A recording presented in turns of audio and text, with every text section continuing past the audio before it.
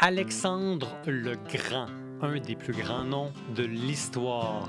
Alexandre est un nom qui revient souvent. C'est un modèle de stratégie militaire, un leader politique comme il n'y en a plus, comme il n'y en a pas, comme on en trouve rarement dans les pages de l'histoire. C'est un stratège visionnaire, il paraît qu'il était beau, qu'il était absolument redoutable, mais saviez-vous qu'Alexandre le Grand était aussi un grand amateur de l'amphore de vin? Oui, il faut le dire, Alexandre le Grand était aussi un grand Soulon, et c'est de ça qu'on va parler aujourd'hui pour le temps d'une bière. C'est le temps d'une bière avec B.O. La la la la la la la. C'est le temps d'une bière avec B.O. La la la la la la la. Et j'ai pour invité aujourd'hui Julien Dionne. Yes, Julien le moyen. Julien le moyen après le grand. Mais sais-tu que toi et moi, on n'est pas super haut sur pattes? Alexandre le Grand était de taille moyenne. Fait que ouais? Toi aussi, tu peux être Alexandre le Grand. Et d'ailleurs, tu as la même crinière de cheveux. Ah, une tignasse, une belle tignasse. Il mesurait quoi, 5 pieds 9, 10, 8, 7? Non, moins que ça. Ah ouais, pour Il était vrai? de taille moyenne. C'était un short king. C'était comme un qu'ils disent. short king, puis il a été king pour un short durée, mettons. Pour faire un... C'était littéralement un short king. It was short-lived, that's for sure. Il y a beaucoup de mythes sur Alexandre le Grand, puis il y a aussi beaucoup de choses vraiment bizarres que personne ne sait. Puis moi, ça va être ma passion un peu aujourd'hui avec toi de t'en parler pour le temps d'une bière. Il faut absolument que je commence par ce détail-là parce qu'il n'y a aucun rapport, puis j'ai absolument aucun moyen logique dans mon script de le dire. Il y avait des yeux verrons ou verrions. Verron. Véron? V-A-I-R-O-N. Ça veut dire des yeux de deux couleurs différentes. Ah ouais, OK. Ouais. C'était un peu comme le Tesla de son époque, excepté qu'il n'y a rien Non, inventé. je l'ai dit. Ah ouais. Excuse. Finalement, c'est pas vraiment un bon exemple. Alors, c'est ça. Pour parler d'Alexandre le Grand, il faut absolument qu'on fasse un détour par la Grèce, puis par la Macédoine, puis qu'on parle du rôle de l'alcool puis du vin dans l'histoire. Fait qu'on est parti pour un méchant road trip. Je t'invite fortement de prendre une bonne gorgée avec Hey, moi. bonne gorgée. Santé, mon beau. Santé, mon Julien. De taille moyenne, mais capable de grandeur. J'espère juste que tu ne vas pas envahir un pays puis détruire un empire après. Ben, c'est dans mes ambitions, mais là, avec le climat politique d'aujourd'hui, c'est un peu plus difficile. C'est plus mais... sensible. Ouais, Oui. c'est plus sensible. C'est moins comme quand tu fais un mardi après-midi envahir un pays, c'est plus comme une mission de vie, puis je sais pas si je suis rendu là encore.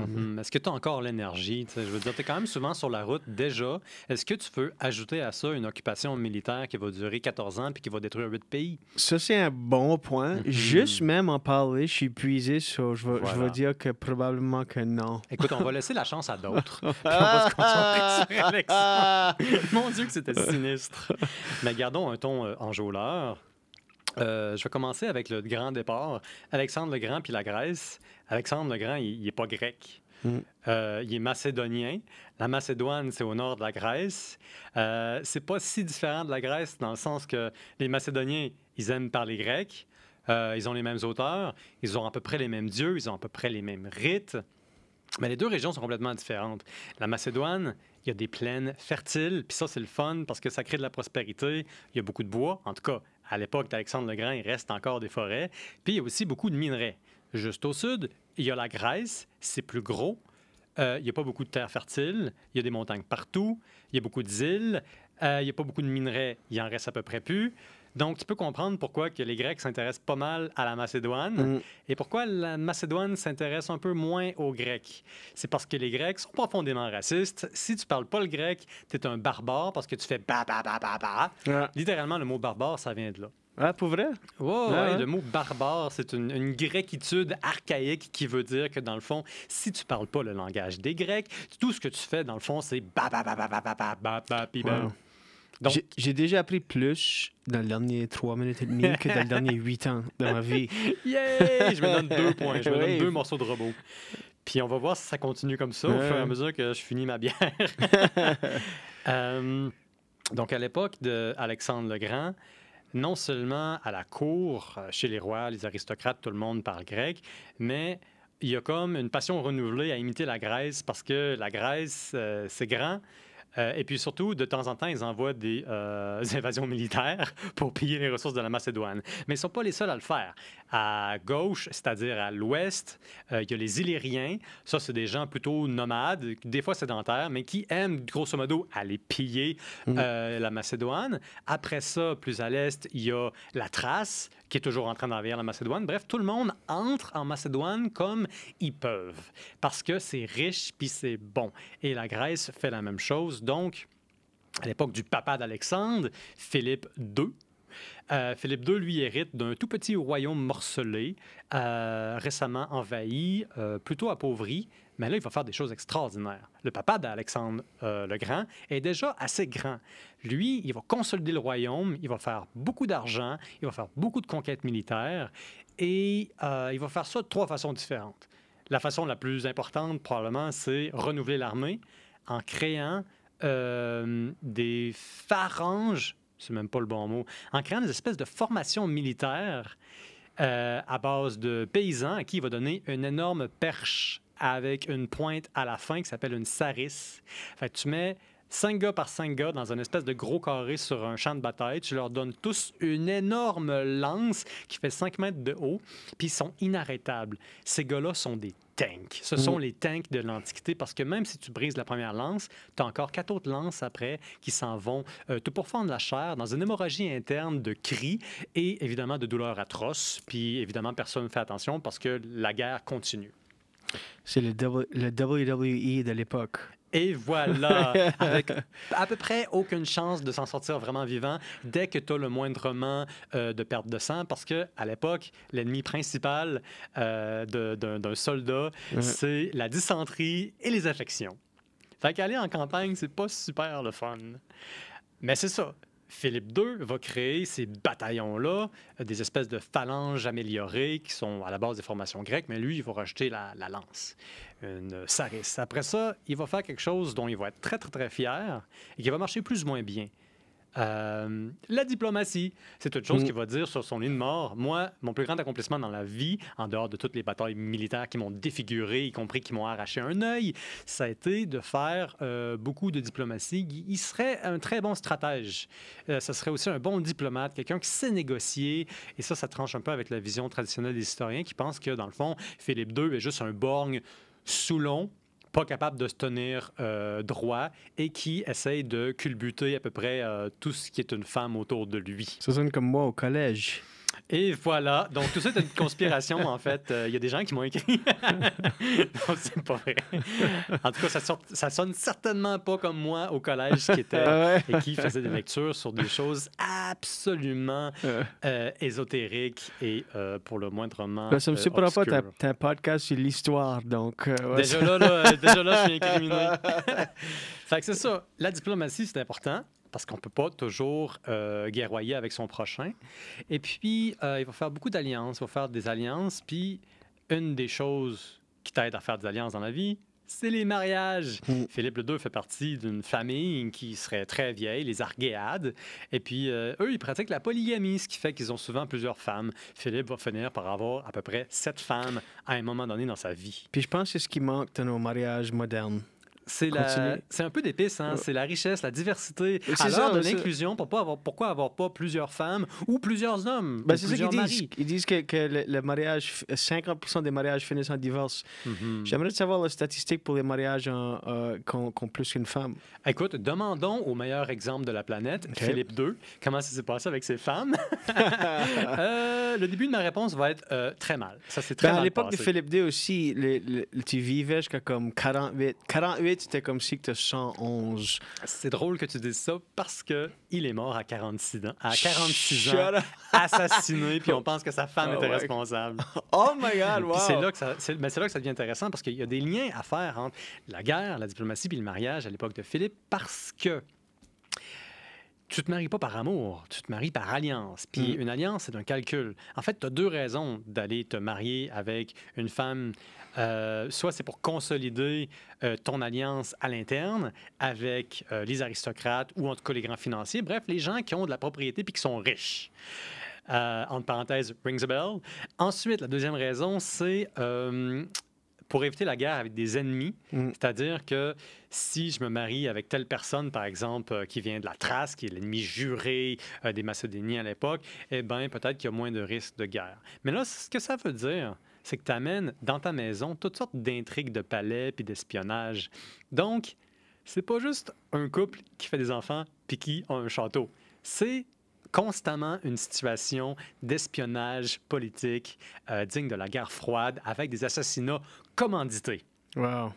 Et puis, comme si tout ça, c'était pas suffisamment compliqué, ces gens-là boivent tout le temps. Il y a une institution qui est sacrée qui s'appelle le banquet. Les Grecs aussi ont des institutions pour boire. C'est comme, nous, on a le 5 à 7, c'est gentil, on a des cravates.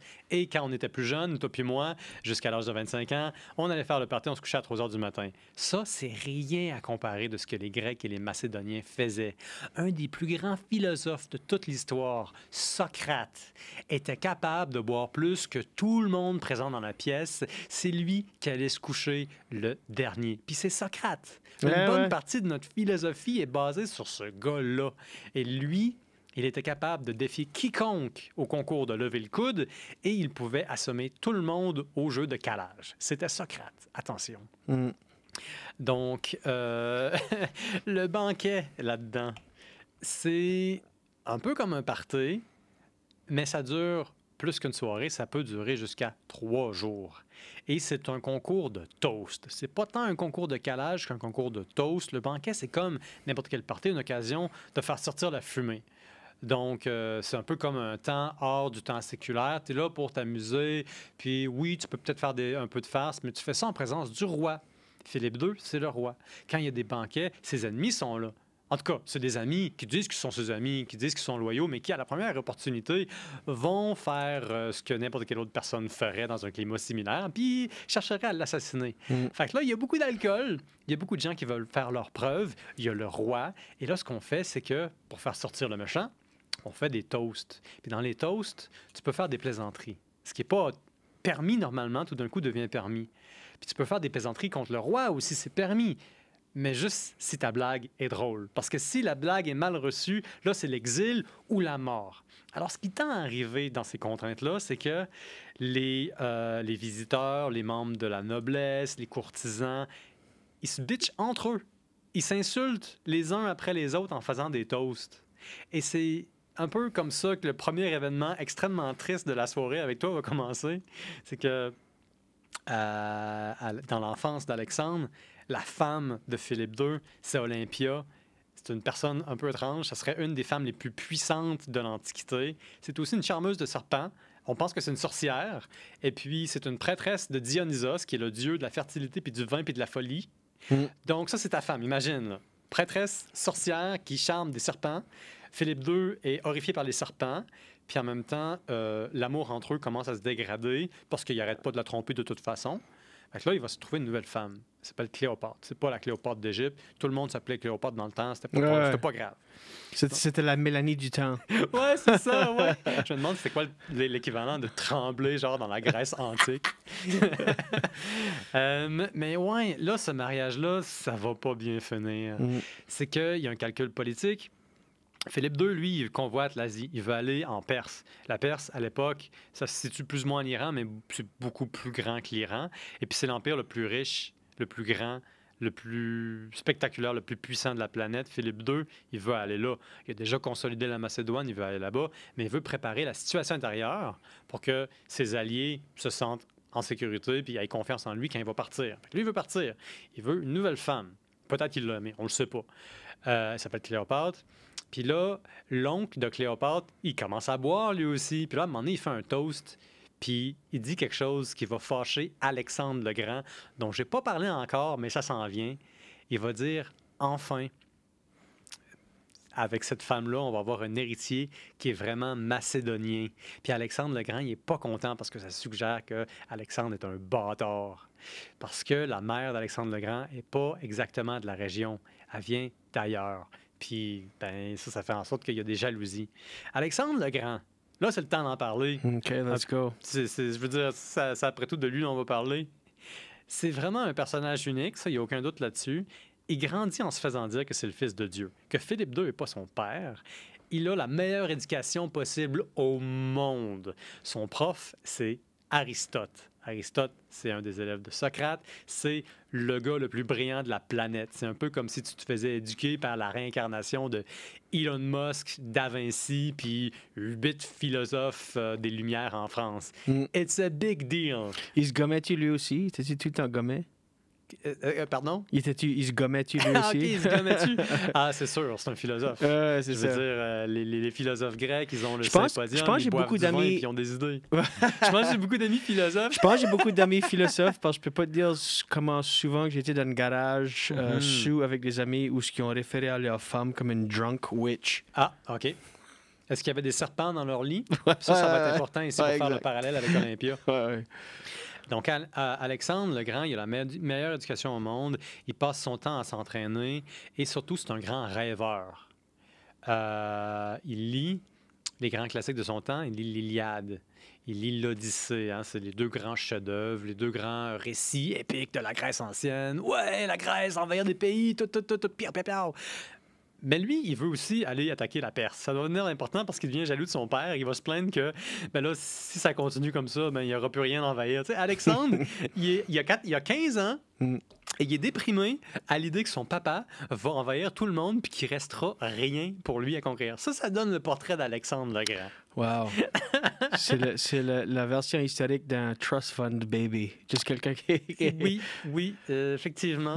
Ajoute un peu de paranoïa, beaucoup de vin, puis des complots, puis je pense que c'est plus ou moins la même chose. Ce serait cool de faire un podcast à un moment donné sur un trust fund dont la mère est une charmeuse de serpents.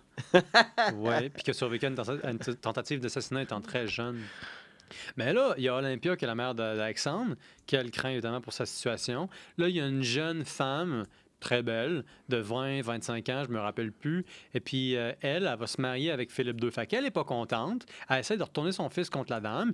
Puis, évidemment, ça se passe durant un banquet quand il y a un autre dude qui dit « Enfin, on va avoir un vrai héritier macédonien », ce qui suggère qu'Alexandre ne l'est pas. Fait que là, Alexandre n'est pas content. Il prend une coupe de vin, il la sac à la face de Attalus, qui est le monsieur qui a suggéré qu'il était un peu un bâtard. Est-ce qu'il a vraiment voulu dire ça? On le sait pas. Mais là, Alexandre, là, il est pas content, il est furax, il lance ça, puis lui, il est prêt à aller se battre. Là, mais là, on va le retenir d'un autre côté. Là, il y a Attalus qui se fâche, lui aussi, il veut se battre, il veut en venir aux mains. Puis là, à un moment donné, il y a Philippe II qui se hisse sur une table après avoir bu quelque chose comme 8 ou 9 coupes de vin. Il est sous, il est sourd, il est sous comme une bûche. Puis là, il va dire, « Ah, c'est moi le roi. Alexandre, t'as pas à parler. » Attalus commence à rire. Alexandre se jette encore plus fort sur Attalus. Puis là, après ça, il y a Philippe II qui va intervenir. Il se jette sur son fils, il veut se battre avec lui et il commence à le menacer de l'excommunier puis tout, mais dans 2 secondes, il tombe la face par terre. Uh-oh. Il s'est enfargé dans un divan. Il est à 2 doigts de vomir, là, selon les historiens grecs. Fait que lui, il se ridiculise devant tout le monde. Et puis là, il y a Alexandre le Grand qui aurait dit « Toi, tu vas envahir l'Asie, mais t'es même pas capable de sauter d'un divan à un autre. » Good, take that, Philippe II. Je n'ai eu assez, by the way, avec Philippe II. Ah oui, puis Philippe II aussi, il en a assez. Là. À partir de ce moment-là, là, c'est un nouveau chapitre, c'est l'exode, c'est l'exil, c'est la guerre froide entre papa et fiston. Il va y avoir des pourparlers là, pour ramener Alexandre II à la cour. Alexandre III, qui est Alexandre le Grand, qui est le protagoniste d'une histoire. Qu'est-ce que Alexandre le Grand et Alexandre III? Ouais. Ouais. On ne sait pas ce Fils qui de est arrivé Philippe II. avec Alexandre I, Alexandre II, mais ça n'a pas dû impressionner grand monde chez les historiens grecs. Ça sera le prochain épisode du podcast. Alexandre I. Je me demande même qu'est-ce que je vais avoir à dire. Ça va durer genre 1 seconde. Ouais, on l'a retrouvé. Alors, Il est né en telle année, il est mort en telle année. Il y avait un jardin. Next! Il y avait un jardin, puis c'est pas mal ça. Lui aussi, il aimait, je suppose, boire du vin. Fait que c'est ça, Alexandre le Grand, il était pas grand, puis en réalité, c'est le 3e. Puis son fils, Alexandre IV, on n'en parle pas. Fait que c'est ça. Là, ça commence à dégénérer. Il y a un autre incident aussi à ce party-là. Il y a quelqu'un qui va se faire rabrouer, qui est une espèce d'ancien amant de Philippe. Parce que ça, c'est une chose dont je n'ai pas parlé encore.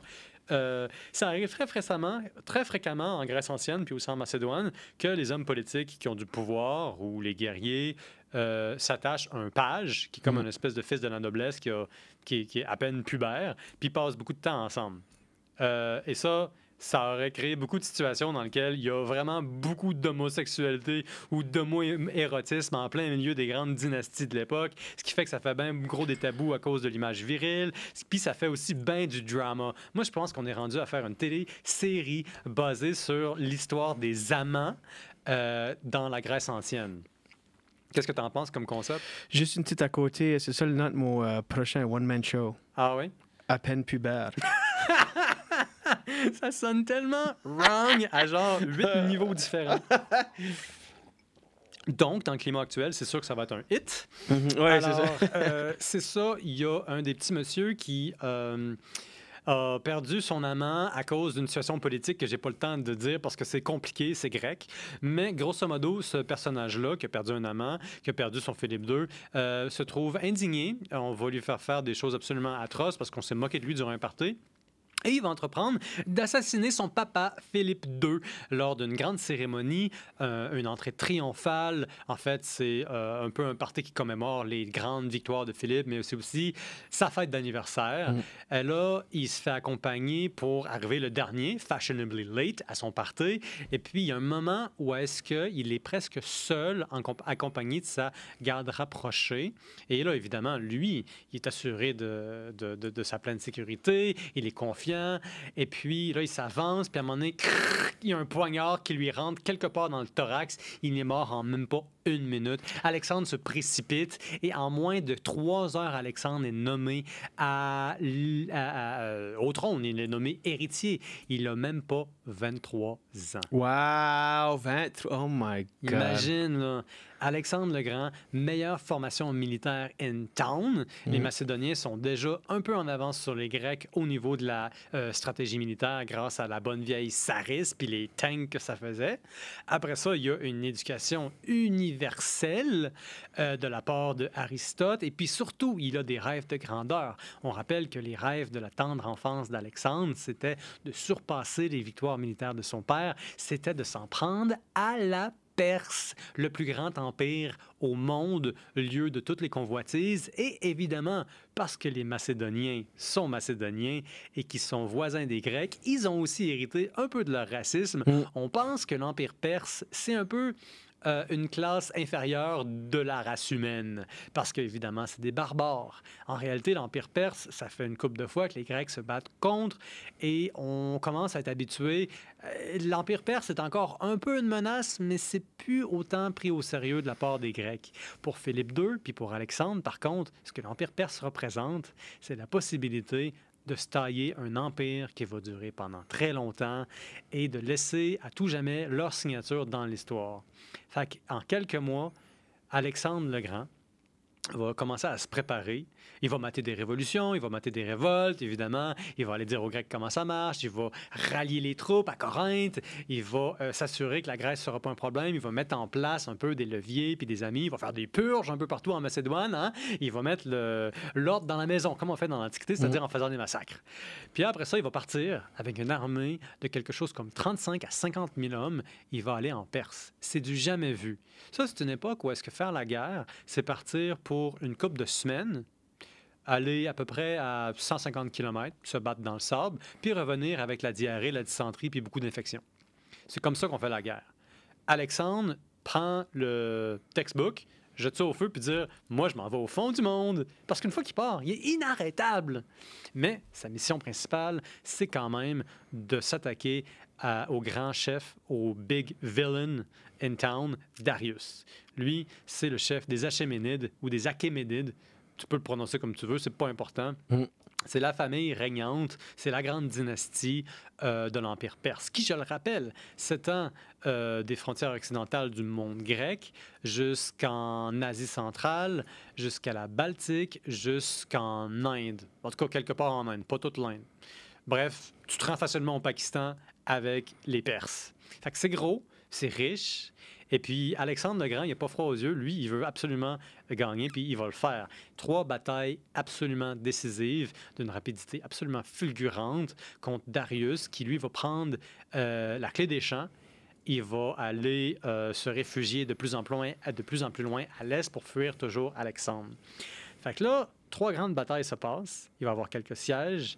Il va y avoir un siège dans la ville de Gaza. Aujourd'hui, on parle de Gaza parce que c'est absolument sinistre. C'est comme probablement un des tragédies les plus pires qu'a connu l'histoire de la région dans les 75 dernières années à cause de la magnitude des victimes. À cette époque-là, Gaza est une cité fortifiée extrêmement importante. Le siège d'Alexandre contre Gaza va durer pendant des mois. Même chose pour la ville de Tyr, qui est une ville importante pour la Phénicie.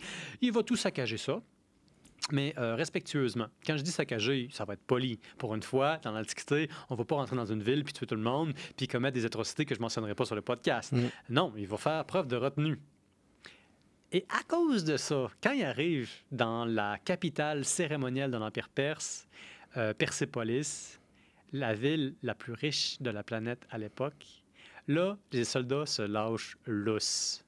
Tu as des soldats qui font la guerre depuis au moins 1 an, à qui on a dit, toi, pour une fois, exceptionnellement, tu ne pourras pas faire un pillage. Ils se lâchent lousse pendant 1 journée. C'est l'horreur ultime. Imagine le sort des femmes. Je pourrais arrêter là, ce serait déjà suffisamment horrible. Mais les enfants, les massacres, le pillage, ça, c'est le moindre des soucis. Ce qui va arriver à Persépolis, en fait, en fait, déjà, le pire est mentionné, mais ce qui va arriver, c'est que il va prendre une petite pause. Ça fait assez longtemps que la campagne militaire dure. Puis moi, on dirait que j'ai oublié de prendre une gorgée de bière. Excusez-moi, là, je sais que c'est le temps d'une bière, puis j'ai une gorgée que j'ai pas pris. C'est intéressant. C'est tout intéressant. By the way, c'est-tu toutes des informations que tu savais déjà, ça? J'ai fait mes recherches. Oh wow, c'est incroyable. Même que je te dirais que, exceptionnellement, j'ai préparé un script. J'ai passé à peu près 3 heures à le mémoriser. Puis comme de fait, je ne l'ai pas regardé une seule fois depuis que j'ai je vois commencé ça, le mais show. je vois que tu as toutes tes feuilles là, devant toi, puis c'est vraiment impressionnant, honnêtement. Parce que l'histoire est beaucoup, comment est-ce qu'on dit, underrated. Il y a beaucoup de gens au jour d'aujourd'hui qui pensent pas à l'histoire ou des grands moments de l'histoire. Puis, ça nous définit à tel point. C'est comme, on est là pour... à cause de certains événements qu'on pense même jamais. Jamais. Oui, comme notre conception des événements tellement improbables. Ça va être le prochain podcast, d'ailleurs. On va parler de ta naissance. La conception de mes parents, spécifiquement. On peut faire ça aussi. Je veux dire, moi, je m'en vais dans tous les sens. Sérieux, le malaise ici? Alors, voilà. La conception, c'est pas vraiment quelque chose auquel je pensais quand j'ai préparé mon script. Mais oui, comme prévu, je me suis pas du tout penché sur mes feuilles maintenant. Sauf des fois pour des dates, pour des chiffres, pour des noms grecs imprononçables. Ça peut être utile. D'ailleurs, les gens qui nous écoutent, tout ce que j'ai écrit se retrouve en version écrite sur un article sur le site letempsdunebière.ca. Ah ouais, tu mettais ça sur le site parce que... Ouais, je fais d'une bière 2 coups, tu sais, tant qu'à faire. Oui, j'allais dire, ta recherche, ça vaut quelque chose. C'est incroyable. Combien de feuilles tu as là? 6, 7, 8 feuilles? Ouais, j'ai à peu près 4000 mots Puis d'écrit. c'est-tu du copier-coller, ça, ou c'est-tu du taper ça toi-même? Non, ce que je fais souvent, c'est que je vais lire, puis après ça, le lendemain... sans absolument aucune pression, je vais écrire ce que j'ai compris de ce que j'ai lu. Après ça, je vais relire, je vais me corriger. Puis une fois que j'ai fait ça assez souvent, je vais écrire une trame narrative dans laquelle j'ai des points à accoucher pour parler de conception. Puis là, à un moment donné, je finis par concevoir un article qui est au moins un peu une trame narrative. Puis à un moment donné, ce qui est cool dans le processus, c'est que tu trouves des points d'orgue, des moments importants où est-ce que tout se passe. Tu sais, moi, mon défi, c'est de relier tout ça à l'histoire de l'alcool. Puis en même temps, c'est pas super difficile parce que l'alcool est au cœur de l'histoire. Je veux dire, sans bière, t'as pas de pyramide d'Égypte. Et tu sais, le vin, chez les Grecs, mettons, là, c'est une question d'identité. C'est pas juste une boisson, c'est pas consommé de façon juste récréative. C'est spirituel, puis c'est religieux. Parce que le vin, c'est comme boire un dieu. Dionysos, c'est le dieu du vin. Mais quand les Grecs boivent du vin, eux autres, là, ils ont pas le mot pour alcool. Ils ont le mot pharmacie. Ils ont pas le mot en grec ancien pour sous. Ils ont le mot... fou, mais tu sais, mad en anglais, là, genre possédé.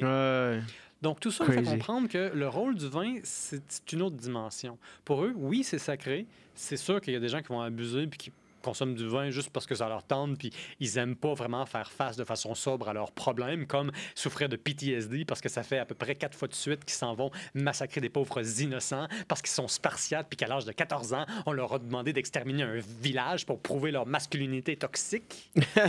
Donc, c'est ça. J'avoue que si tu es pour massacrer une gang d'innocents, tu devrais être un peu sous. Oui. Puis c'est fou comment l'alcool, comment c'est vraiment, comme tu dis, c'est plus que juste une boisson, c'est spirituel. Tout ce qu'on fait étant adulte, c'est un véhicule pour la boisson. Tout genre de prétexte à consommer, tu veux dire? Tout ce qu'on fait, Ouais. c'est juste un véhicule. Que ce soit le golf, Ouais. juste se rencontrer avec des amis, c'est Tous tout les juste... exemples que tu aurais pu dire, vraiment. Le golf. Mais tu as raison. Puis ça, c'est quelque chose que je pense qui est universel, puis qui est vrai autant dans l'histoire ancienne que dans l'histoire moderne. Parce que la preuve, c'est que les banquets, t'es fait en tout honneur, en toute raison. T'es pas content, tu fais un banquet. Tu veux te venger d'un adversaire, tu fais un banquet puis tu l'humilies. Tu veux te marier, tu fais un banquet, etc., etc. Puis là, ils vont faire un banquet à Persépolis. Persépolis, il faut que je mentionne un peu qu'est-ce que ça représente. C'est la ville de Darius. C'est comme sa ville privée à lui. Tout ce qui est là-bas, ça lui appartient. Puis c'est gros. Puis c'est vraiment riche. C'est glamour, là. C'est rococo tellement. C'est énormément prospère puis plein d'argent. Il y a un trésor là-bas de 120 000 talons d'argent. Un talon d'argent, c'est comme un gros lingot d'argent, mais à la place de faire quelque chose comme une ou deux livres, c'est genre 30 kilos. C'est le plus gros trésor de la planète à l'époque. Puis une fois qu'Alexandre a les mains là-dessus, non seulement il prive Darius de son argent, mais en plus, lui devient à peu près l'homme le plus riche de la planète. Toute proportion gardée pour l'époque. Fait que là, il est immensément riche. Il vient de saccager la ville cérémonielle, la capitale symbolique de l'Empire. Et puis là, il a acheté Twitter. Il a acheté Twitter, puis il a mis un X là-dessus. En fait, non, comme c'est des Grecs de culture, ils vont mettre genre une espèce d'epsilon dessus, là, puis... Mais, ouais, là, ce qui arrive, c'est que les Grecs, pardon, les Macédoniens, dans l'armée d'Alexandre, puis Alexandre lui-même, Persépolis ne fait pas partie de leur plan. Ils n'ont pas prévu d'occuper cette ville-là. La ville n'a pas une fonction administrative. Ça, c'est Suse. Elle n'a pas une fonction vraiment économique. Ça, c'est Babylone, puis Ectébon, puis il y en a d'autres.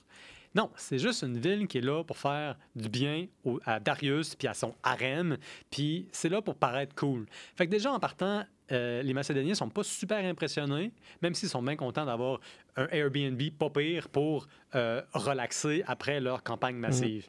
Sauf que pour eux, ils voient ça, ils se disent pas « Ah, il faut garder ça ». Puis il y a des Grecs aussi qui sont là, qui se rappellent dans le temps l'incendie de la ville d'Athènes par les troupes perses. Eux, ils veulent se venger. Donc là, ce qui va arriver, c'est que Alexandre va commencer à s'excuser, faire deux, trois petites manigances politiques. Il va aller rencontrer les grandes familles qui ont résisté au saccage et tout et tout. Les gens vont relaxer avec un banquet. Donc là, le monde se saoule. Tout d'un coup, ils rencontrent les courtisanes du harem de Darius. Ils font ami-ami. Puis ce soir-là, il y a eu probablement beaucoup de conceptions. Mais aussi, ils vont se saouler jusqu'à perdre connaissance. Et il y a une des courtisanes grecques, parce qu'il faut le dire, les troupes d'Alexandre le Grand, ils viennent avec des fois leur famille, mais souvent ils viennent avec des concubines, donc des partisanes, donc bref, des amantes. Puis avec leurs propres esclaves, avec leurs propres servants. Fait que quand les nobles se déplacent, même si c'est des cavaliers puis qu'ils vont se battre à cheval, il y a peut-être 10 personnes derrière eux. Fait que c'est beaucoup de monde. Et puis, une des courtisanes grecques, elle, qui est aussi saoule que tout le monde, elle s'appelle Thaïs.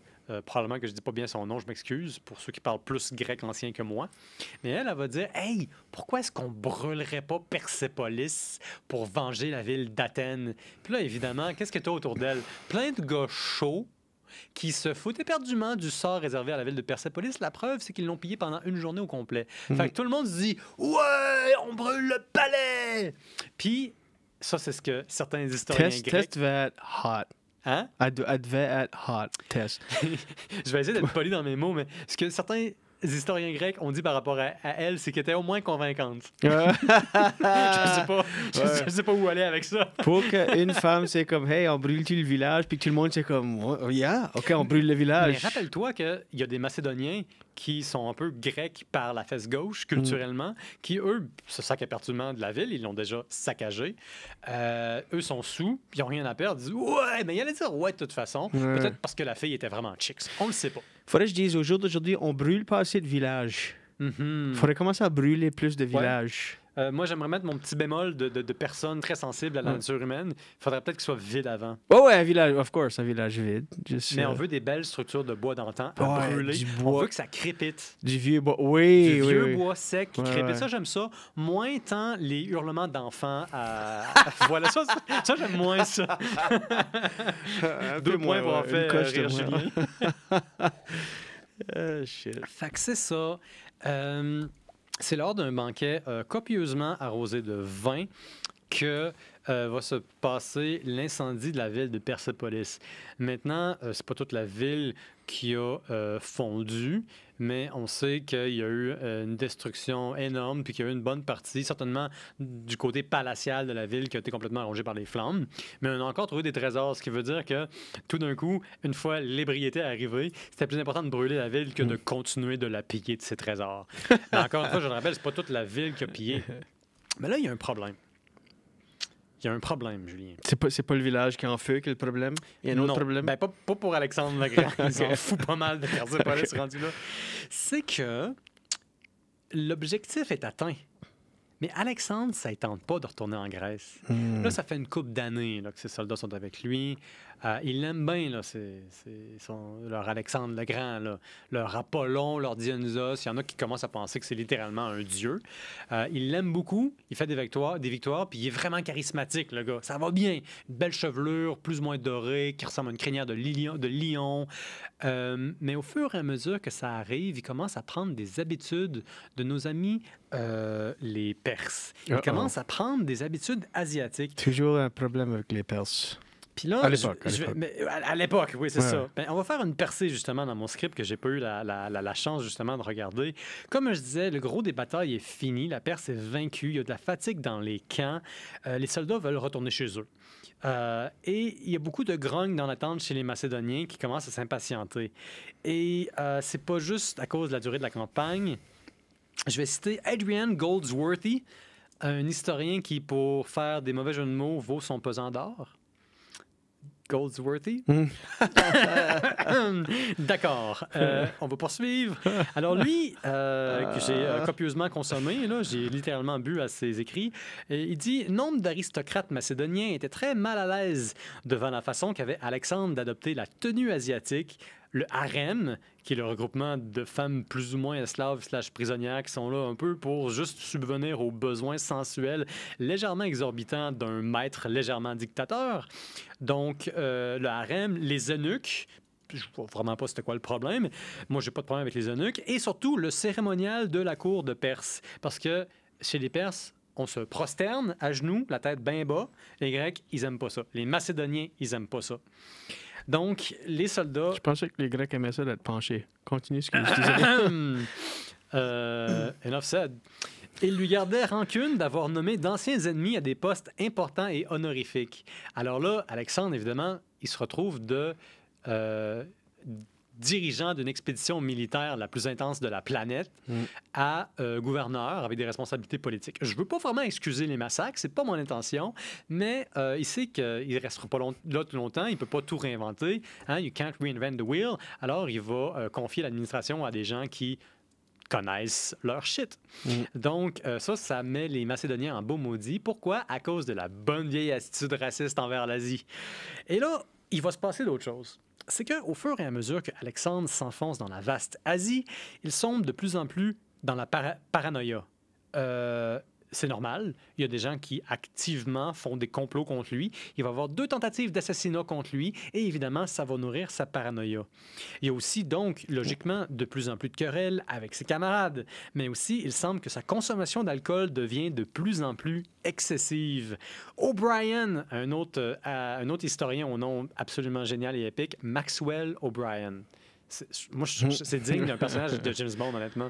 Alors, O'Brien nous dit que dans les dernières années de sa vie, Alexandre devient de plus en plus paranoïaque et de plus en plus imprévisible. Alexandre avait déjà un tempérament excessif, impatient et fougueux.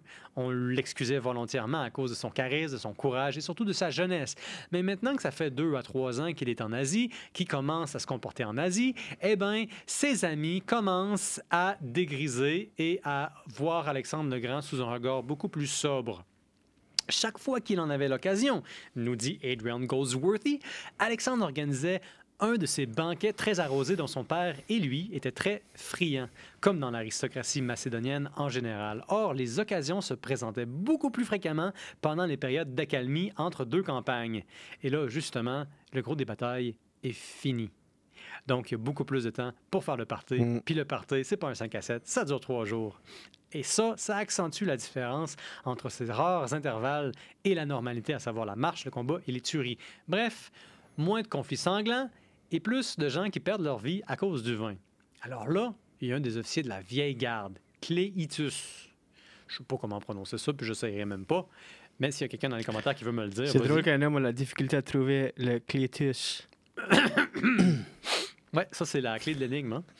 C'est le nœud gordien de notre histoire. Fait que c'est ça, le Cléitus, lui... J'avais 203. Donc, le Cléitus. Come on. Bref, C'est pretty good. Come on. fait partie de la vieille garde. C'est un compagnon d'armes de papa. Puis il y en a plusieurs. Hein. Il y a comme deux espèces de catégories d'individus qui sont près d'Alexandre. Il y a les généraux de 60 ans et plus qui ont survécu à tout, qui ont, entre guillemets, la connaissance de comment on faisait les choses dans le bon vieux temps.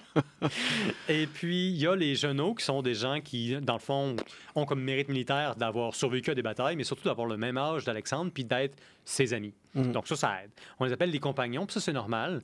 Dans les familles régnantes de la Grèce ancienne puis de la Macédoine, c'est normal d'avoir des compagnons autour du roi. C'est un peu comme eux qui filtrent l'essentiel du pouvoir des familles régnantes, puis de la société en général, puis l'autocrate qui est au pouvoir puis qui fait ce qu'il veut. Donc, un des compagnons, un personnage vraiment important qui a littéralement le commandement de l'armée des fois, Cléitus. Bref, ce gars-là, à un moment donné, il se fâche. Parce qu'Alexandre le Grand, déguisé en Bacchus, arrête pas de se vanter d'être meilleur que son père dans ses accomplissements. Fait que là, on a un conflit générationnel. Imagine les millennials contre les boomers. Fait que là, t'as le boomer dans le coin droit, c'est Cléitus. Puis dans le coin gauche, t'as... c'est quoi notre génération, nous? Moi, j'ai 35 ans. C'est quoi ma génération? T'as 35, millennial. Moi, OK, je suis un millénaire. Ouais. J'aime pas ça entendre ça. Millennials, c'est entre 82 et 96. Ouais, je sais, moi non plus. Moi, je pensais que des millennials, c'était comme genre des gens qui étaient nés en l'année 2000. Ça, là, c'est des problèmes qu'on n'avait pas à l'époque d'Alexandre le Grand. Exact. On vivait pas assez longtemps pour se badrer de ça.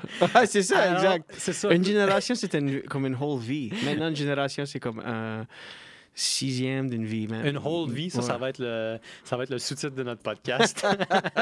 Fait que c'est ça, Cléitus, il entend Alexandre se vanter de dépasser en accomplissement son père, puis il dit « One minute, toi là, le jeune, là, c'est grâce à ton père que tu es ici, c'est lui qui a formulé les plans de la non-nazie, c'est lui qui t'a éduqué, c'est lui qui a redonné à la Macédoine sa gloire perdue, c'est lui qui a consolidé l'Empire, qui t'a formé, maudit ingrat, tu te prends pour un dieu, puis en plus de ça, tu t'en vas insulter les Grecs en prenant toutes sortes d'épouses qui sont asiatiques, exactement comme les Macédoniens faisaient de toute façon, mais ça, c'est pas un point important. Là, Cléitus, il dépasse les limites. Alexandre se fâche et on en vient au point. Cléitus est prêt à se battre. Alexandre est prêt à se battre. Là, on a du drama. Encore une fois, ça serait un excellent épisode pour notre épisode Les amants grecs et macédoines de l'Antiquité, avec un meilleur nom. Parce que là, il va y avoir une bataille et puis ça aurait pu beaucoup mieux se terminer. Parce qu'Alexandre a vraiment regretté la façon dont ça s'est passé, puis je comprends pourquoi. Parce qu'il va transpercer Cléitus avec un javelot. Alexandre est saoul, il a consommé comme ça se peut pas, et surtout, ça fait une couple de fois qu'on essaie de l'assassiner. Lui, dans sa folie du moment, dans sa possession par l'alcool, parce que Cléitus est en train de créer un coup d'État contre lui et sans s'attendre, parce qu'il est fougueux, impatient et légèrement fou, il va le tuer sur le coup. Il tombe tout de suite, il n'y a pas de lendemain. Crazy. Et puis là, ça crée un froid dans les rangs, dans les troupes. Alexandre avait déjà fait des purges, il avait déjà assassiné des gens qui faisaient pas son affaire, mais ça n'était jamais pris aussi rapidement, aussi excessivement et aussi ivrement à quelqu'un dans son cercle proche. By the way, il n'y a rien comme un javelot dans le chest pour créer un froid. Ça, c'est sûr, oui. Puis ce froid-là tend à être éternel aussi, sauf si tu crois en la réincarnation. Là-dessus, je prends une gorgée comme si la mortalité était vraiment pas un problème dans ce podcast-ci. Fait que là, au moins, Ça va très mal. Il y aura d'autres tentatives d'assassinat contre Alexandre, mais clairement, le monde est vraiment fâché. Puis Alexandre, lui, continue de s'enfoncer dans un cycle infernal. Ce qu'il faut dire, c'est qu'Alexandre, il va pas bien. En fait, non, je pense que je l'ai dit, Alexandre, il va pas bien, Ouais. mais physiquement, Alexandre a beaucoup de douleurs. On pense qu'il souffrait d'une maladie auto-immune qui augmentait de façon chaotique avec le stress. On pense aussi qu'il était alcoolique. Mais ça, c'est pas une vue très populaire chez les historiens parce qu'on n'aime pas voir un chef militaire très inspirant, important pour l'Occident, comme étant juste quelqu'un sous la dépendance envers une drogue quelconque. By the way, il y a beaucoup des chefs dans l'histoire qui étaient des chefs d'État ou que ce soit, qui étaient juste des alcooliques. Oui, beaucoup de salauds aussi. Beaucoup, Beaucoup oui. de salauds. Ouais. Beaucoup de horny drunks. Ça aussi. Mais comme on Winston touche à Churchill. quelque chose ici. Ouais, Là. ouais, ouais. Ben, je peux dire, je sais pas ce que je voulais dire, mais en tout cas, bref, on a quelque chose ici. Ouais. Fait que, ouais. Donc, c'est très sombre. Ça se surprend encore plus parce que là, Alexandre le Grand, on pense qu'il commence à sombrer dans la démence, littéralement. C'est pas prouvé, mais c'est des théories chez des gens qui en ont plus lu là-dessus que moi puis qui sont un peu plus sérieux dans leur démarche. Mais là, ce qui se passe, c'est que Alexandre il s'est pris 2 flèches. Puis il s'est jamais vraiment remis de ses blessures. Il s'est aussi fait frapper à la tête, fait que il y a peut-être une concussion. Faut dire que c'est pas un gars qui lésine sur la bravoure. À un moment donné, il a mené ses troupes à l'assaut d'une forteresse. Il est rentré en premier dans la forteresse sans garde du corps. Puis évidemment, il est tombé assommé, puis il y a quelqu'un qui l'a vengé tout de suite, puis on l'a ramené. Mais il faut le faire. Quand tu es le chef de tes propres troupes, puis que c'est toi le premier à rentrer dans un territoire plein d'armées de soldats qui sont prêts à tout te charcuter vivant, faut le faire. Mais il s'en sort avec une grosse blessure. Durant un affrontement avec Darius, il va se manger un coup de flèche dans la cuisse qui va s'infecter, puis ça va prendre des mois pour se remettre en selle. Après ça, il va recevoir une autre flèche qui, elle, va lui transpercer un poumon. Puis là, le poumon va s'effondrer au complet. Puis là, ça va lui prendre des mois et des mois et des mois avant de s'en remettre. Puis aussi, il souffrirait de paludisme et de malaria, j'allais dire. Mais c'est la même chose. Comme je m'ai déjà roulé une cheville, puis c'était comme la fin du monde. Imagine recevoir une flèche dans un poumon. Ouais, ça doit pas être le fun. Peu importe l'état que je serais chef de, ce serait la fin. Je serais comme, OK, moi, je vais me coucher. Ouais. Puis, ouais. De recevoir 2 flèches. Pense vraiment ça. Une flèche. Ouais. Pense à recevoir une flèche dans une cuisse. Ouais. Ouch. B, dans un poumon. J'ai fini. Ma journée est finie. Je prends ma retraite. Moi, je m'en vais. Retraite anticipée. Il n'y a rien qui vaut la peine. Je vais aller prendre mon souffle pendant 50 ans. Moi, ça se fait qu'il s'est retiré, lui. Ben, il a pris une flèche dans un poumon. Tout le monde comprendrait. Tout le monde serait comme, ça fait du bon sens. Les gens vont dire, écoute, bonne retraite. Tant, il un cadeau, il un enfant de 25 litres. Mais Alexandre, son problème... flèche, c'est tellement barbarique. C'est un long morceau de juste... De juste colère. C'est juste que de l'énergie qui rend... C'est juste, I don't know. En fait, c'est exactement ça. C'est une pointe d'un métal qui est peut-être même empoisonné de façon délibérée. Ouais, exact. Avec du bois. Dans le fond, c'est du bois puis du métal. Puis tu sais, c'était pas les meilleurs chirurgiens de l'époque. Là. Non. À l'époque, on n'a pas encore genre des lunettes. On n'a pas la sanitation des instruments. On va pas aseptiser tes trucs. Fait que c'est grosso modo des bouchers ou des vétérinaires qui te charcutent ça puis qui disent « Ouais, le morceau de bois, là, je l'ai enlevé. Il n'y en a plus de problème. » C'est exactement comme tu as dit. Tu avais une coupure sur un genou puis tu avais un vétérinaire de cheval qui était comme on coupe la jambe à la cuisse. J'ai failli cracher ma bière. Oui, c'est exactement ça. Fait que tu sais, c'est très possible qu'en réalité, Alexandre ait vécu d'une complication sous forme d'infection. Et puis qui a développé aussi la malaria parce qu'ils ont passé beaucoup de temps à Babylone. Babylone, c'est humide, puis c'est un repère à malaria. La malaria, il n'y a pas vraiment de remède connu à l'époque. Il y a des Chinois qui ont travaillé sur un remède miraculeux dans le temps, mais ça, c'est une légende, on va parler une autre fois. By the way, Babylone, c'était un bar à Ottawa qui était aussi beaucoup humide. Continue. Ouais. Ah, ça, c'est un intéressant point de vue qu'il va falloir élaborer dans un autre épisode sur les excès de l'alcool, je n'en doute pas. Mais parlant d'humidité, c'est ça, Babylone est un peu un record de cas de malaria à l'époque. Les Macédoniens, l'armée d'Alexandre, vont souffrir de beaucoup de pertes avec ça. Et puis, c'est possible que, dans le fond, Alexandre ait contracté tout ça. Mais tu sais, il y a un cocktail d'éléments négatifs. Il y a le stress de la guerre, la paranoïa et aussi la consommation excessive de vin auquel les Macédoniens sont habitués. C'est normal. Puis, lui, il semble vraiment qu'il boit de plus en plus. Il y a un moment où est-ce que vers la fin de sa vie, parce qu'il va mourir très tôt et encore en campagne, avant de revoir sa maman chérie et sa patrie, il va mourir à l'âge de 34 ans. il va consommer 5 litres de vin non dilué en une seule soirée dans une coupe héroïque, dite la coupe d'Héraclès. Héraclès, c'est le nom grec pour Hercule. Hercule, c'est comme un des personnages les plus surhumains de l'époque. C'est un peu le Vin Diesel / Dwayne Johnson de l'Antiquité. Ça sonne comme un mardi régulier, ça. Comme un quoi? Un mardi régulier. Pour toi, ça? Ouais, ouais. 5 litres de vin chaque mardi, ça garde jeune, hein? Ça? Et by the way, j'ai 18 ans. Ouais. Ouais, tu diras ça à ta barbe. Fait que c'est ça. Alexandre va probablement abuser de bonnes choses parce qu'il boit du vin non dilué. Ça se fait pas. C'est comme un crime chez les bienséants, chez l'élite un peu moralisatrice des Grecs puis des Macédoniens. C'est barbare que de ne pas diluer son vin, probablement parce que les Grecs mettent dans leur vin d'autres choses que de l'alcool, comme des choses du genre de, évidemment, au seul moment où est-ce que je consulte mes articles, je suis incapable de trouver J'aime le nom. qu'un massacre, ça passe, mais du vin non filtré, c'est barbare Non, ce que à tu n'as pas l'époque. compris, Julien, c'est que ce qui passe pas, c'est que je sois incapable de trouver dans mes notes les mots que je cherchais. Mais bref, Ouais, t'as je vais comme y aller de 11 mémoire. pages, là. Je sais, puis en plus, ils sont même plus en ordre. Bref, les Grecs, on pense, à cause d'un historien spécialisé dans la Grèce antique, qui est un spécialiste de Dionysos, qu'ils épicent leur vin avec des substances hallucinogènes comme la belladone, comme la mandragore, PCP. comme probablement qu'il y avait quelque chose qui était plus ou moins comparable à ça. Parce que les Grecs, comme les Anciens en général, comme bien d'autres peuples maintenant, ils connaissent la nature, puis ils savent que la nature, elle est fucking hallucinante, dans tous les cas de le dire.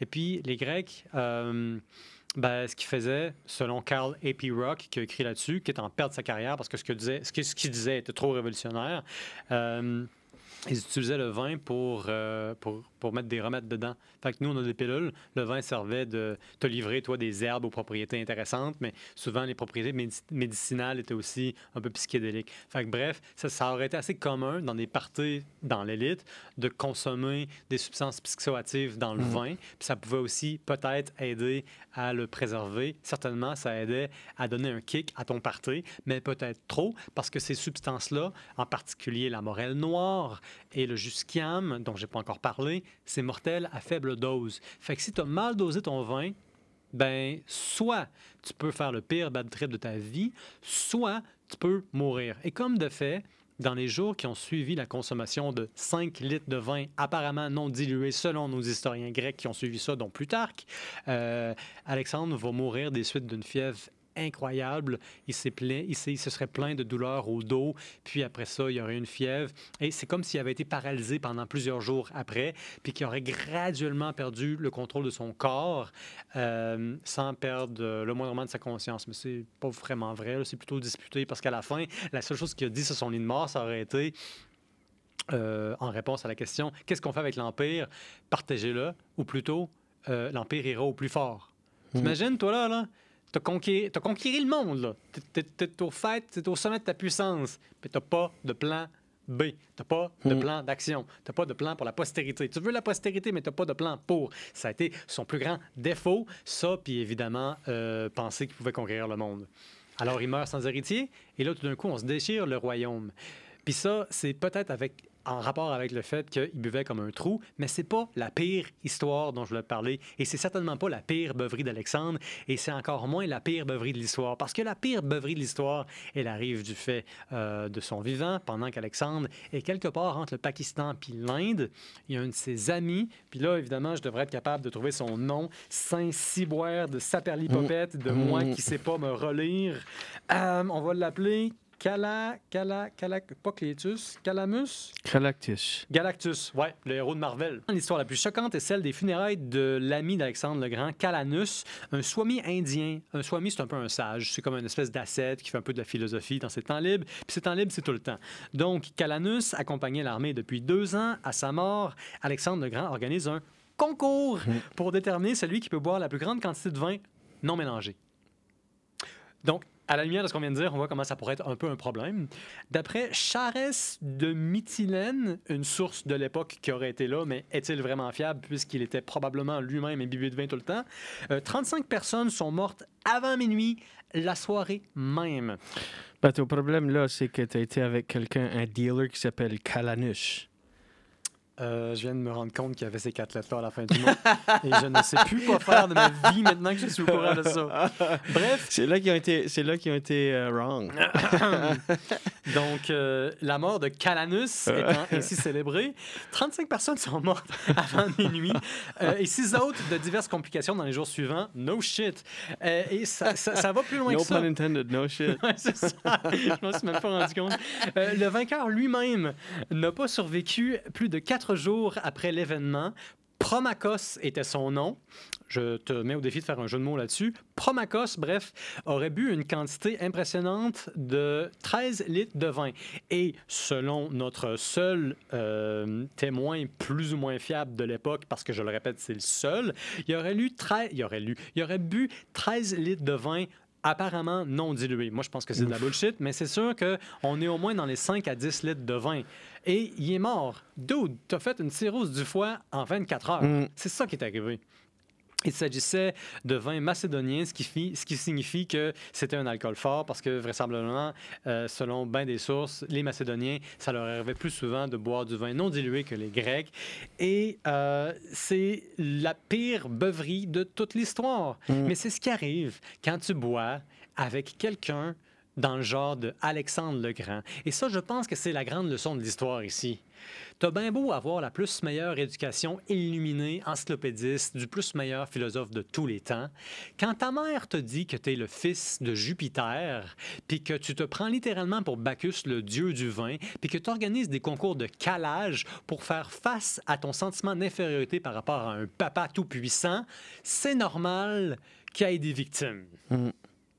Est-ce que c'est une fin correcte? C'est pretty good. C'est pretty good. Écoute, Julien, merci de m'avoir poursuivi dans mes tentatives absolument vaines et déplacées d'essayer de trouver le nom d'une substance psychoactive qui n'est pas si importante que ça dans mes notes que j'ai finalement jamais lues de façon linéaire. Moi, j'ai une question pour toi. C'est quoi la leçon que toi, tu tires de cet épisode? Fais zéro confiance à n'importe qui nommé Calanus. Aussi, c'est ce que... puis, le deuxième, c'est que, l'alcool, la boisson, c'est vraiment pertinent dans l'histoire. Toutes nos grandes têtes d'affiche, nos grandes... Des têtes d'affiche? Non, chef d'État. Ouais, wow! Excuse, j'ai bu une bière, puis je suis comme si je suis sous, honnêtement. Mais l'alcool est partout, puis Alexandre le Grand était pretty good. Pretty good. Il s'est rendu loin, mais ça n'a pas duré longtemps. Il y a pas assez de villages qui se font brûler au jour d'aujourd'hui. Je file comme si il y a des villages. C'est un point important pour toi. Oui, vraiment. Je pense à des villages. Shawville. Pour être brûlé. T'es rendu là dans la vie, là. Ça, écoute, Julien, dernière question pour conclure. Non, c'est moi qui te remercie. J'ai eu beaucoup de plaisir à me perdre dans mes souvenirs avec toi.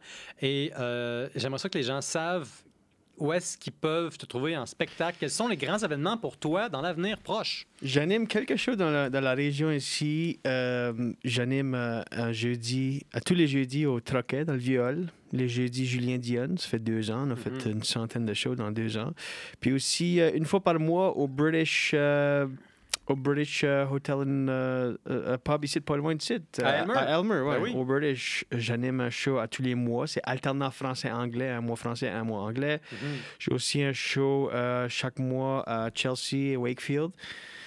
Et puis mon podcast, The Julian Dion Show with Jen Grant. C'est un show que je fais à tous les jeudis. J'ai 538 ou 39 épisodes. Puis c'est pas mal ça. Trouvez-moi sur les réseaux, puis un peu partout dans la région. Je suis un peu surexposé dans la région. Puis je commence à me rendre compte, là, je commence à en faire moins, mais vous pouvez me trouver un peu partout. Ben écoute, fais comme Alexandre. Va-t'en en Iran. Brûle un village. Pas nécessairement. Pour le temps d'une bière, on est avec Julien Dionne et on se fait bien du plaisir à accuser Alexandre d'être littéralement quelqu'un qui vous empoisonne avec son goût immesuré pour l'alcool. Le temps d'une bière, c'est le temps qu'on prend pour, en bonne compagnie, parler de l'histoire d'une façon un peu réinventée. Le temps d'une bière, un balado québécois, original et indépendant qui s'intéresse à l'histoire des drogues à travers le temps les cultures, la géographie et encore plus. Si vous aimez notre contenu, écrivez-nous, likez-nous, abonnez-vous et surtout, allez voir Julien Dionne parce qu'il est nice en Saint-Cyboire. Et là-dessus, je vous quitte, puis salut.